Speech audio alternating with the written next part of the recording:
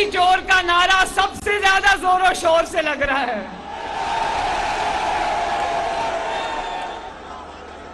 फैसलाबाद वालों,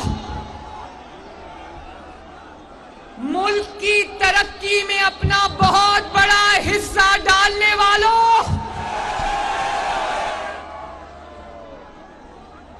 मुल्क की तरक्की के अंदर फैसलाबाद का बहुत बड़ा हिस्सा है।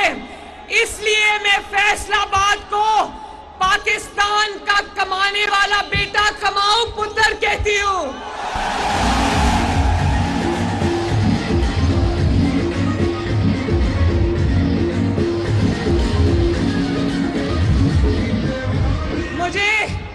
मुझे अभी मियां मन्नान साहब बता रहे थे कि नवाज शरीफ साहब फैसलाबाद आते थे तो कहते थे फैसलाबाद वालों, आपका जलसा फैसला कुन होता है।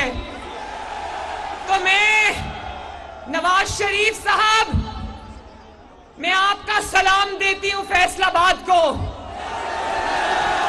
और नवाज शरीफ साहब, फैसलाबाद का ना सिर्फ जलसा फैसला कुन होता है, मुझे आज पता चला कि फैसलाबाद का वर्कर्स कन्वेंशन भी फैसला कुन होता है।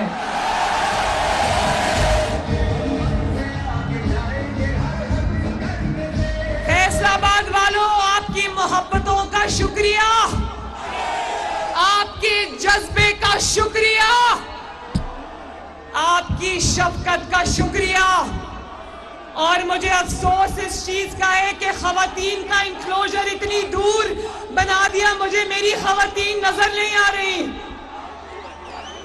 मेरी तरफ से आप सबको बहुत बहुत प्यार।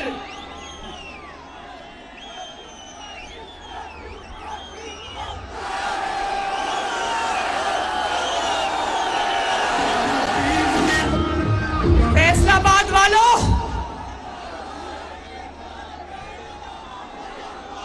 फैसलाबाद वालों, ये बात आप अच्छे तरीके से समझोगे कि 2013 में जब नवाज शरीफ साहब को हुकूमत मिली तो ना घरों में पंखा चलता था, ना फैसलाबाद में फैक्ट्रियों का पहिया चलता था, क्योंकि बिजली नहीं थी ना। 2013 में जब नवाज शरीफ को हुकूमत मिली, फैसलाबाद जानता है कि ना घरों के चूल्हे जलते थे और ना फैक्ट्रियों की चिमनियों से धुआं निकलता था, क्योंकि गैस नहीं थी। और फिर फैसलाबाद ने देखा, शेरों ने देखा, कौम ने देखा, दुनिया ने देखा कि नवाज शरीफ आ गया। ना सिर्फ नवाज शरीफ आया, बल्कि 2013 के बाद 22 घंटे की लोड शेडिंग 0 लोड शेडिंग में बदल गई ना।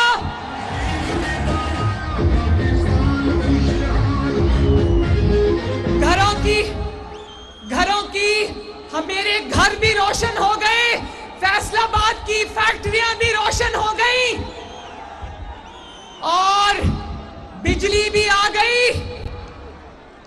फैक्ट्रियों की चिमनियों से धुआं निकलने लग गया, गैस भी आ गई और महीनों के अंदर टर्मिनल्स भी नवाज शरीफ ने बना दी।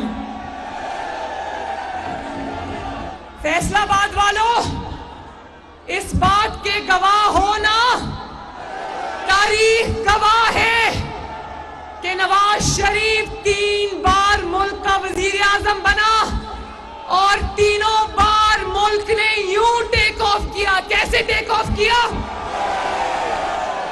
और तारीख गवाह है, फैसलाबाद गवाह है कि जब नवाज शरीफ नीचे गया, ये मुल्क भी तब नीचे गया।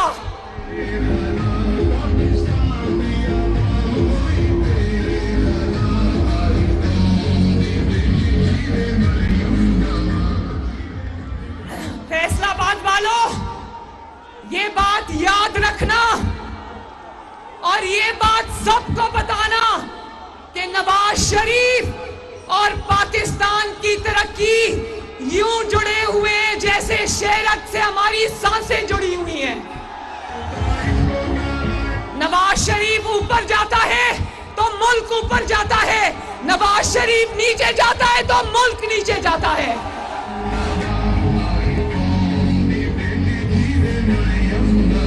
फैसलाबाद वालों, मैं आपको एक खुशखबरी सुनाना चाहती हूं।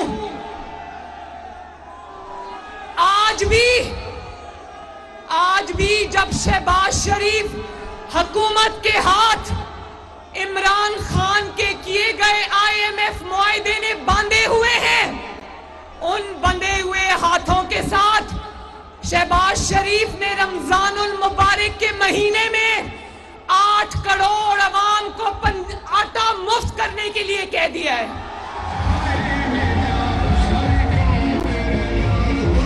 ये 1 मिनट बार बार गाने ना लगाएं प्लीज, ब्रेक में गाने लगाएं, मुझे बात करने दें। इन बंधे हुए हाथों के साथ जब मुल्क में माशी तौर पे मुश्किलात ही मुश्किलात हैं, शहबाज शरीफ ने हुक्म दिया है कि रमजानुल मुबारक में पंजाब की 8 करोड़ अवाम को फ्री आटा मुहैया किया जाए और बाकी सूबों को कहा है कि वो भी मुफ्त आटा मुहैया करें अपने अपने सूबों के अंदर। तो बताओ फैसलाबाद वालों, 2018 से लेकर 2022 तक जब घड़ी चोर की हुकूमत थी, क्या कभी किसी ने ऐसा फैसला सुना? रोज सुनते थे कीमतें ऊपर चली गई, पेट्रोल बढ़ गया, डॉलर ऊपर चला गया, लेकिन मुफ्त आटा कभी किसी ने नहीं दिया। यही सुनते थे। आपको याद है हमजा शहबाज शरीफ ने 200 यूनिट इस्तेमाल करने वालों की बिजली मुफ्त की थी पंजाब के अंदर। ये इमरान खान अवाम दुश्मन उसी दिन दौड़ा गया अदालतों में और वो जो मुफ्त बिजली दे रहे थे वो खत्म करा के आया। पंजाब वालों, अपने दुश्मन को पहचानो और पंजाब से उठा के बाहर फेंको।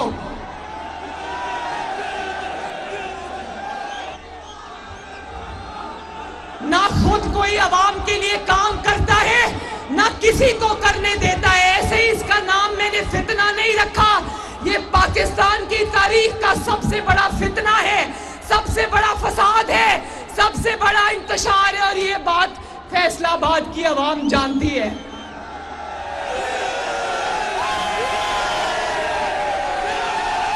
फैसलाबाद वालों, ये मुल्क तरक्की कर रहा था, अच्छा भला नवाज शरीफ की क़यादत में तरक्की कर रहा था और फिर क्या हुआ? पनामा बेंच को मुसीबत पड़ गई और नवाज शरीफ को दफ्तर से निकाल बाहर किया। पाकिस्तान की तरक्की का दुश्मन वो पनामा बेंच था। गवाही दो था ना? जिस दिन से नवाज शरीफ को पनामा बेंच ने बेटे से तनख्वाह ना लेने पर दफ्तर से निकाला, उसी दिन पाकिस्तान से पाकिस्तान की तरक्की भी निकल गई।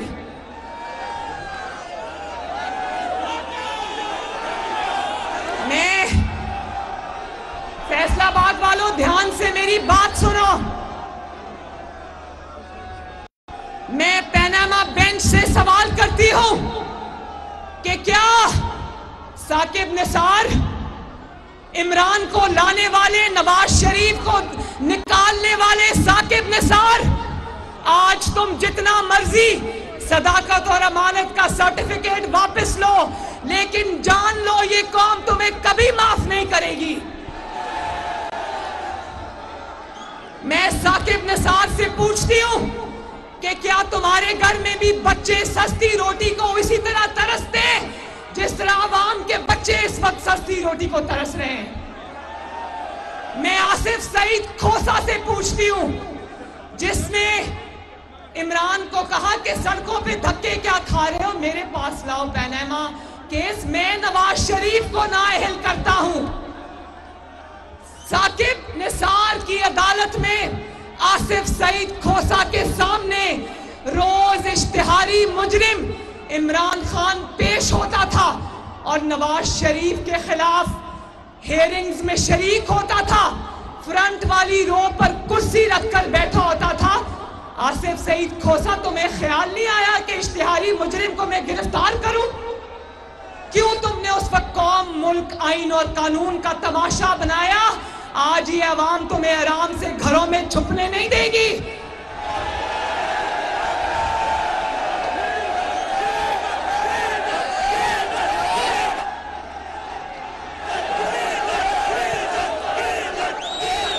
फैसलाबाद वालों, पनामा बेंच वालों ने सिर्फ नवाज शरीफ से दुश्मनी नहीं ली, सिर्फ नवाज शरीफ से इंतकाम नहीं लिया, इन्होंने गरीब की 2 रुपए की रोटी से दुश्मनी की।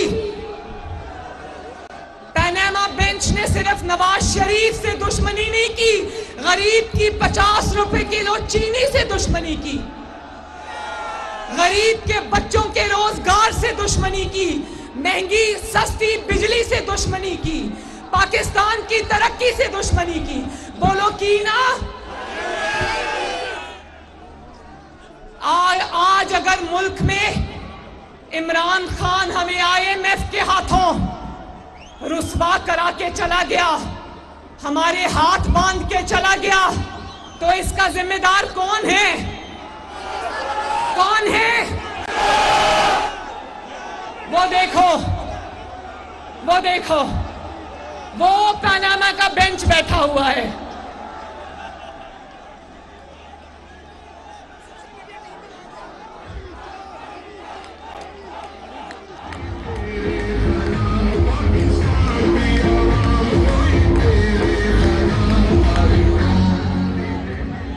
फैसलाबाद वालों, इन्होंने सिर्फ नवाज शरीफ को नहीं निकाला, इन्होंने एक बदकिरदार शख्स को, एक बदउन्मान शख्स को, एक बद तहजीब शख्स को, एक नालायक शख्स को, एक नाअहल शख्स को, एक घड़ी चोर को कौम के सरों पे मुसल्लत कर दिया।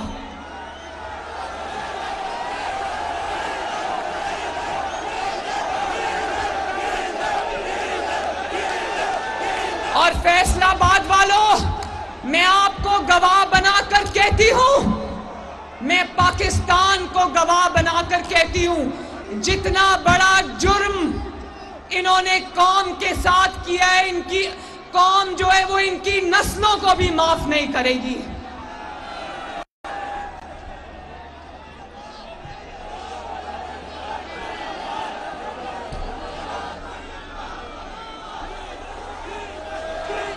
पनामा बेंच वालों, मैं तुमसे पूछती हूं कि गजब खुदा का एक ऐसे शख्स को, नशा करने वाले को, मंशियात ज़दा शख्स को कौम के सरों पे मुसल्लत कर दिया, जिसका टोटल इकोनॉमिक विजन क्या था? अंडे, कट्टे, मुर्गियां और भंग की काश्त। वो अंडे नजर आए कहीं? वो कट्टे नजर आए कहीं? वो मुर्गियां नजर आई कहीं? एक ही चीज नजर आती है जमानत पाक से लेके बनी गाला तक, वो है भंग के असरात। वो भंग के असरात इस मुल्क की मईशत को भी लेकर बैठ गए, इस कौम के 22 करोड़ अवाम को भी लेकर बैठ गए।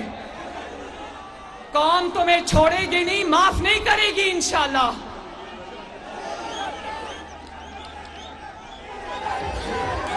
और फिर फैसलाबाद के बहादुरों, फैसलाबाद के शेरों, मैं तुमसे ये सवाल करती हूं, क्या फैसलाबाद का लीडर एक गीदड़ हो सकता है?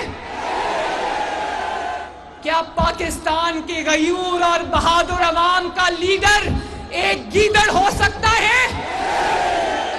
सब बताओ, क्या फैसलाबाद का लीडर एक बुज़दिल हो सकता है? क्या फैसलाबाद का लीडर एक चूहा हो सकता है? ये मैंने पहला लीडर नहीं बल्कि एक गीदड़ देखा है, जिसने अपनी हिफाजत के लिए खवातीन रखी हुई है।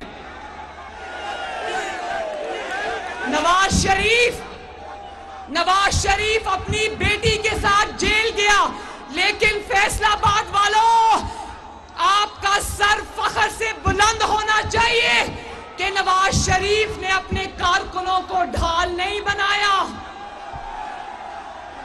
बल्कि कारकुनों के आगे नवाज शरीफ और उसकी बेटी ढाल बन के खड़े हो गए। और नवाज शरीफ ने कहा कि पकड़ना है तो नवाज शरीफ को पकड़ो, सजा देनी है तो नवाज शरीफ को दो। मैं अपनी बेटी को भी साथ लाया हूं, लेकिन खबरदार मेरे कारकुनों की तरफ किसी ने आंख उठा के भी देखा। और ये बुज़दिल, ये गीदड़ हर रोज दरवाजा खोल के चेक करता है कि खवातीन मेरी हिफाजत के लिए बैठी हुई हैं या नहीं बैठी हुई। और फिर शर्म की बात है, मैं अपनी बहनों से मुखातिब हूं, शर्म की बात है कि उन खवातीन का जो इस्तेसाल और जो उनकी इज्जतों के साथ ज़मान पाक में हो रहा है, शर्म से हर पाकिस्तानी के सर झुक जाते हैं।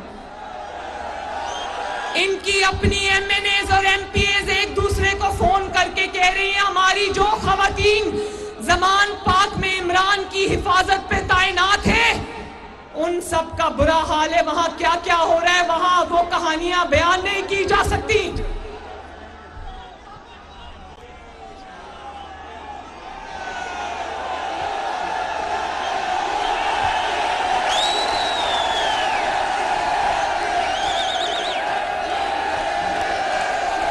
और फैसलाबाद वालों, वो प्लास्टिक वाली टांग किसी ने बनाई हुई है, वो देखो, जरा कैमरे का रुख उधर करो, फैसलाबादियों को बड़े जुगतबाज है माशाल्लाह, वो देखो टांग उठाई हुई है। फैसलाबाद वालों, बिल्डिंगों के लेंटर 5 महीने में उतर जाते हैं, खुल जाते हैं। प्लाजाज के ये जो प्लाजाज खड़े किए हुए हैं, इनके लेंटर 5 महीनों में खुल जाते हैं, लेकिन ये टांग पे प्लास्टर ऐसा चढ़ा है कि उतरने का नाम नहीं ले रहा। जब अदालत बुलाती है तो कहता है मेरी टांग टूटी हुई है, मेरी टांग पे प्लास्टर चढ़ा हुआ है। फैसलाबाद वालों, जब तक मुकदमात चलते रहेंगे इसकी टांग से प्लास्टर नहीं उतरेगा। और सुनो, अदालत बुलाती है तो कहता है मैं बीमार हूं, मैं बुजुर्ग हूं, मेरी उम्र 72 साल है, मैं माजूर हूं। और जलसा करना हो तो ना बुजुर्गी याद आती है, ना माजूरी याद आती है, ना टूटी हुई टांग याद आती है, ना 72 साल की उम्र याद आती है। तो फैसलाबाद ये कहता है अदालत के लिए बीमार, जलसों के लिए तैयार। इससे बड़ा मुनाफिक अपनी जिंदगी में देखा कहीं? और फिर 7:20 पर कहता है कि मैंने मौत के खौफ पर काबू पा लिया है, और 7:21 पर कहता है मेरी जान को खतरा है, इसलिए मैं घर में छुप के बैठा हूं। और तुम्हें क्या पता बुज़दिल इंसान कि वो नवाज शरीफ था। जब अदलिया बहाली तहरीक में नवाज शरीफ ने लीड करना था तो गैर मुल्की हुक्मरानों के फोन आए नवाज शरीफ को। उन्होंने कहा नवाज साहब, अदलिया बहाली तहरीक में ना जाना, तुम्हारी जान को खतरा है। नवाज शरीफ ने कहा नहीं, मेरे लोग मेरा इंतजार कर रहे हैं, जिंदगी मौत अल्लाह के हाथ में, मैं जाऊंगा।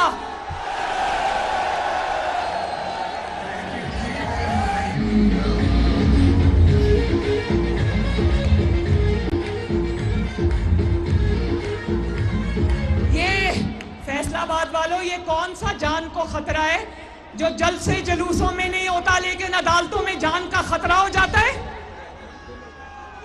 भाई लीडर तो वो होता है फैसलाबाद वालों, लीडर वो होता है जो अपनी जान हथेली पर लेकर फिरता है।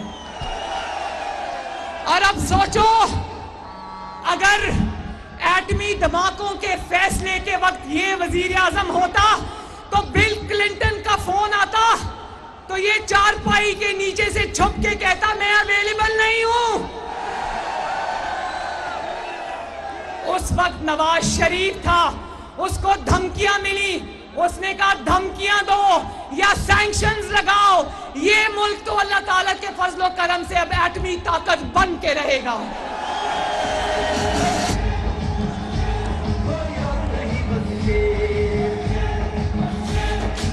और फैसलाबाद वालों, मेरे दिल को बहुत तकलीफ हुई।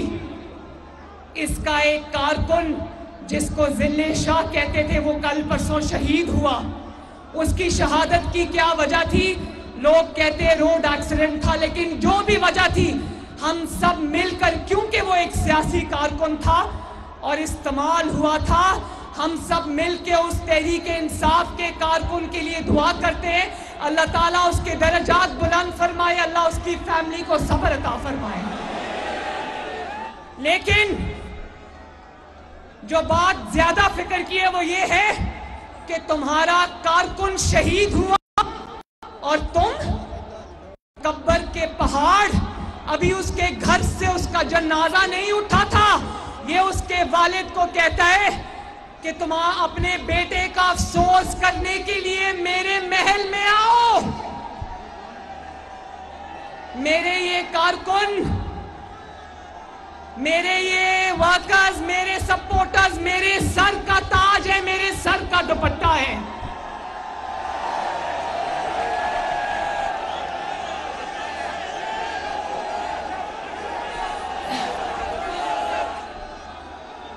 उस कारकुन जिले शाह के बारिश बाप को, दाढ़ी वाले बाप को, बुजुर्ग को कहता है मेरे दरबार में हाजिर हो, मैंने अफसोस करना है। फैसलाबाद वालों, मुझे बताना, खुदा न खास्ता आपके रिश्तेदारों में या मोहल्ले में कोई फौतगी हो जाए, आप लोग उसके घर जाके अफसोस करते हैं या उनको अपने घर बुलाते हो अफसोस करने के लिए? लोगों को कहता है गुलामी की जंजीरें तोड़ो और अपने वर्कर्स के साथ गुलामों से भी बदतर सलूक करता है। तोहफे तुम पर, तोहफे तुम पर।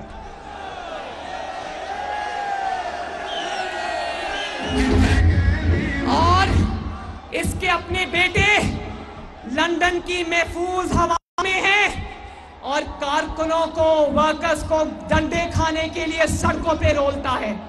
उनको कहता है, फैसलाबाद वालों, उनको कहता है कारकुन आज यहां पहुंचे, कारकुन आज वहां पहुंचे, कारकुन यहां आ जाए, कारकुन वहां आ जाए, खुद बाथरूम के अंदर से नहीं निकलता।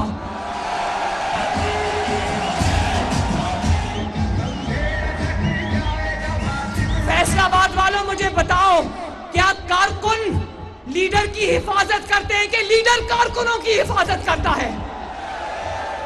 क्या कारकुन लीडर के लिए ढाल बनते हैं या लीडर कारकुनों के आगे शेर बन के, ढाल बन के खड़ा हो जाता है?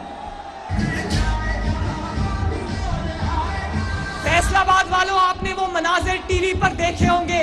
आप में से बहुत सारे मुस्लिम लीग नून के शेर ऐसे हैं, वो याद है ना मेरी नैब में पेशी, जब इन्होंने मेरी गाड़ी में पथराव किया था, जब मैंने देखा कि मेरे कारकुनों के ऊपर पथराव हो रहा है, मैं गाड़ी में से निकल गई। मैंने कहा मारना है तो मुझे मारो।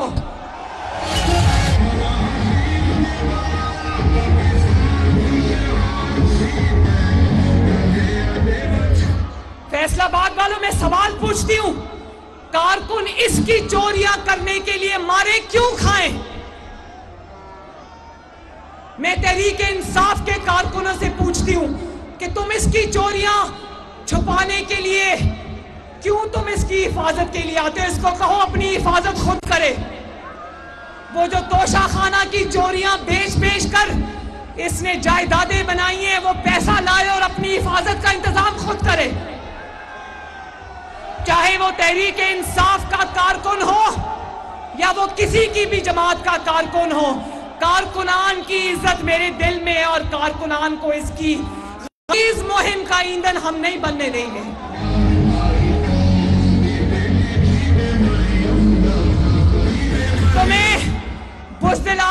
में तहरीक इंसाफ के कारकुन का ख्याल हो ना हो, मरियम नवाज शरीफ को तहरीक इंसाफ के कारकुन का ख्याल है।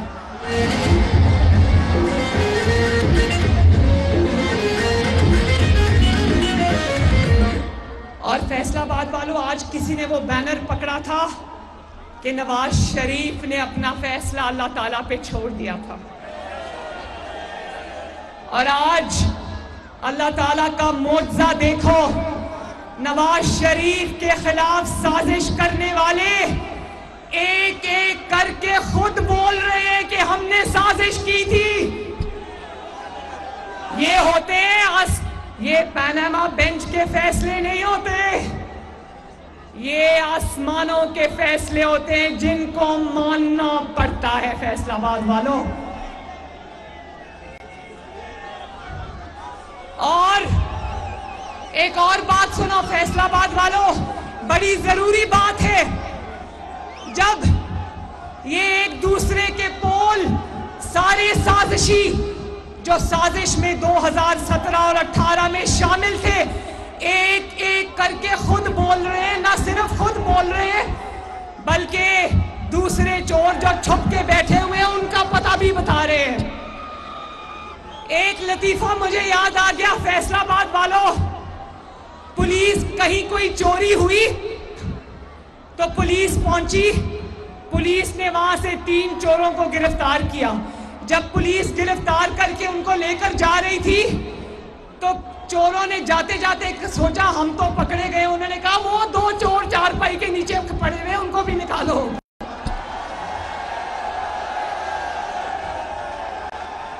तो अब जब एक साजिशी पकड़ा जाता है, एक चोर पकड़ा जाता है, तो वो कहता है मैं अकेला नहीं था, मेरे साथ वो फलां फलां भी शामिल था।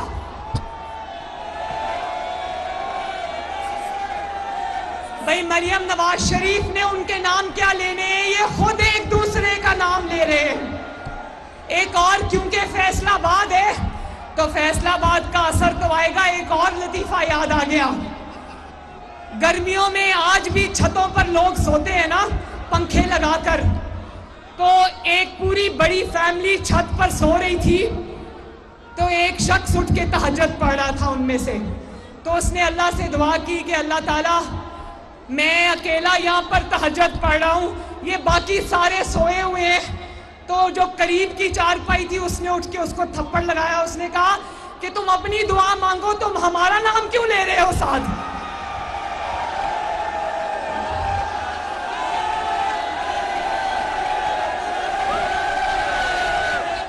उसने कहा कि तू अपना ना ले, तू साडियां शिकायतां क्यों लाना भी है।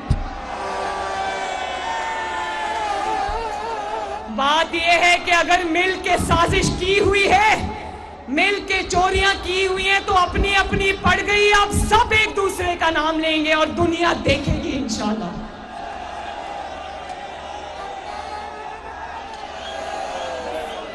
और अब इसकी फिर कोशिश है, एस्टैब्लिशमेंट ने गंद का टोकरा समझ के सर से ये बोझ उतार के जमीन पे फेंक दिया। अब ये जो 2-3 लोग रह गए हैं ना, मैं कहना चाहती हूं इमरान तेरे सहूलतकार, एक एक करके सब फरार। जरा मेरे साथ बोलो, इमरान तेरे सहूलतकार, एक एक करके सब फरार। और सिर्फ फरार नहीं हो रहे, जूतियां छोड़ के भाग रहे, जूतियां छोड़ के भाग रहे हैं। फैसलाबाद वालों,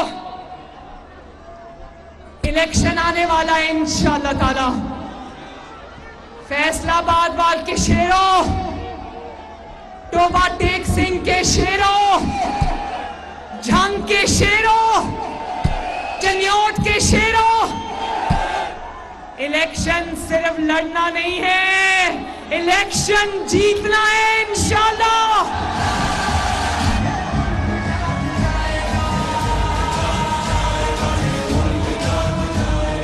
लेकिन फैसलाबाद वालों, इलेक्शन से पहले कुछ फैसले होना बाकी हैं। क्या फैसलाबाद के गैरतमंदों को कबूल है कि की 200 पेशियां और दूसरी तरफ चोर बल्कि महाचोर इमरान खान की 2 पेशियां कबूल है।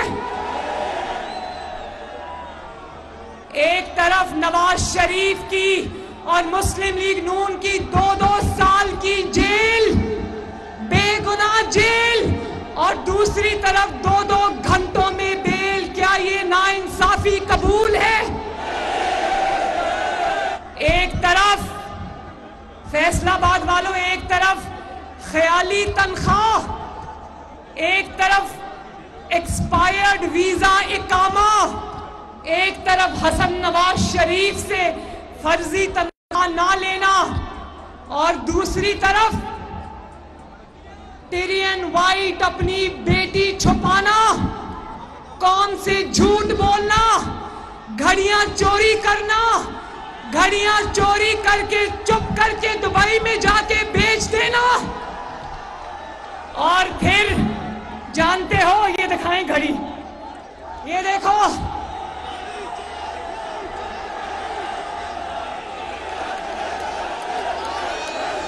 फैसलाबाद वालों, बड़े बड़े वजीर आजम देखे, फांसियां चढ़ते देखे, जिला वतन होते देखे, बेटे से तनख्वाह ना लेने पर बाहर निकाले जाते देखे, मगर मैंने अपनी 76 साल की पाकिस्तान की जिंदगी में कभी कोई घड़ी चोर वजीर आजम नहीं देखा। और कहने वाले ये कहते हैं, इसके सपोर्टर्स वो ये कहते हैं घड़ी तो चोरी की थी, क्या किया था? ये बात नहीं है फैसलाबाद वालों, जिसने घड़ी नहीं छोड़ी वो और क्या छोड़ेगा?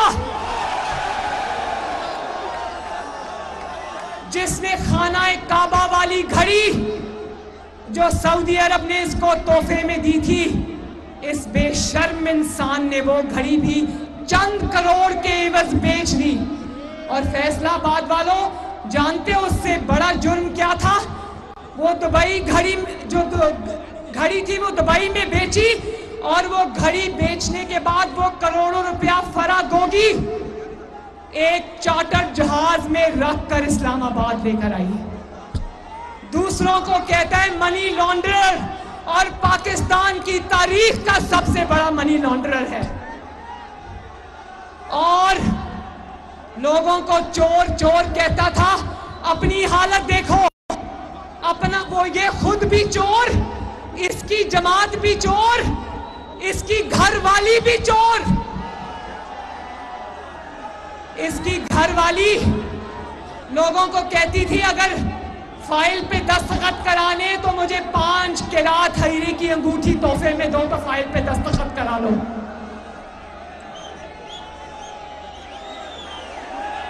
और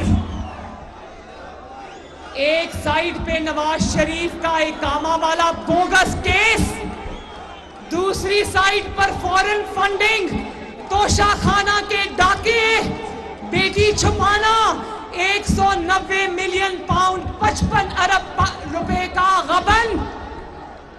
उसको नवाज शरीफ 1 साल जेल काट कर गया। मुशर्रफ के दौर में 14 महीने अटक किले में जेल काट कर गया।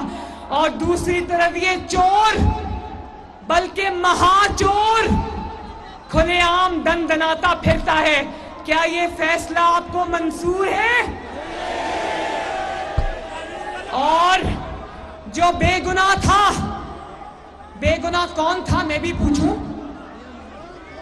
जिसके खिलाफ सजा देने वाले जज खुद बोल उठे, वो आज भी नाअहल है। और जिसका बाल बाल सर से पांव तक हर बाल चोरी और डाके में डूबा हुआ है, वो आज भी दंदनाता फिरता है, अदालतों को आंखें दिखाता है, अदालतों के अहकामात को जूतों के नीचे रोनता है।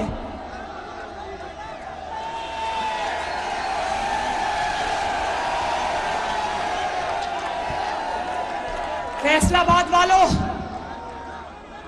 मैं आपको कहना चाहती हूं कि भरोसा रखना, इंशाअल्लाह ताला नवाज शरीफ आ रहा है, नवाज शरीफ आएगा।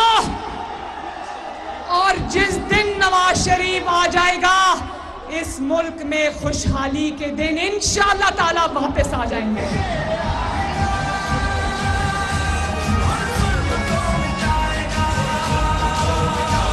फैसलाबाद वालों, इलेक्शन होगा, जरूर होगा, इंतखाब होगा, लेकिन पहले एहतसाब होगा। इलेक्शन होगा, जरूर होगा, लेकिन इंशाअल्लाह ताला पहले तराजू के दोनों पलड़े बराबर किए जाएंगे, वरना ना कोई इलेक्शन मानेगा, ना कोई तुम्हारी कोई बात मानेगा। पहले तराजू के दोनों पलड़े बराबर करो, उसके बाद सुबह इलेक्शन करा लो, मुझे कोई एतराज नहीं। अल्लाह ताला आप सबका हामी और नासिर हो। फैसलाबाद जिंदाबाद और सोशल मीडिया टीम जिंदाबाद। खवातीन, वो जो मेरे बहनें बेटियां बैठी हैं, जिंदाबाद। पाकिस्तान के नौजवान और मुस्लिम लीग नून यूथ विंग जिंदाबाद। और शहबाज शरीफ, और एक नारा लगाना जिससे फैसलाबाद के दरो दीवार गूंजे और लंदन तक आवाज जाए, नवाज शरीफ और पाकिस्तान। शुक्रिया, बहुत शुक्रिया।